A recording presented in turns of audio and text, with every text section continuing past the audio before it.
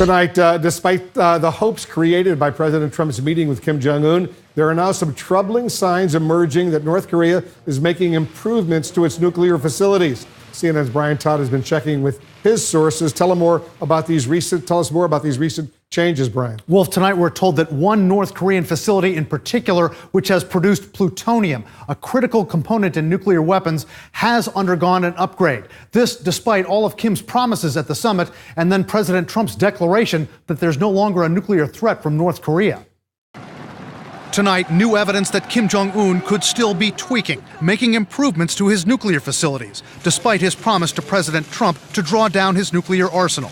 New satellite images from the monitoring group 38 North suggest Kim's regime is making upgrades to its nuclear research facility at Yongbyon, upgrades which the group says are being done, quote, at a rapid pace. And how's the meeting going so far, sir? 38 North believes much of that work took place before President Trump's summit with Kim on June 12th.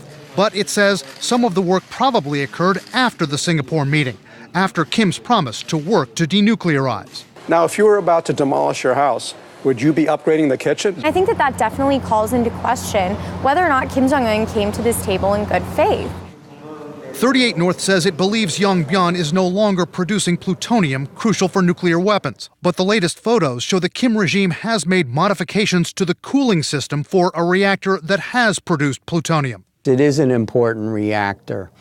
And you can draw the conclusion, of course, that if they intended to operate it in the future and it operated more efficiently, then it could more efficiently produce plutonium. 38 North also says its photos show Kim's regime has built 2 new small buildings at Yongbyon, which it believes could be intended for VIPs. They could be outside inspectors intending to verify any new agreements, or they could be VIPs, whether it's visiting foreign press or North Korean leaders. Neither the White House nor U.S. intelligence officials are commenting on these new images tonight.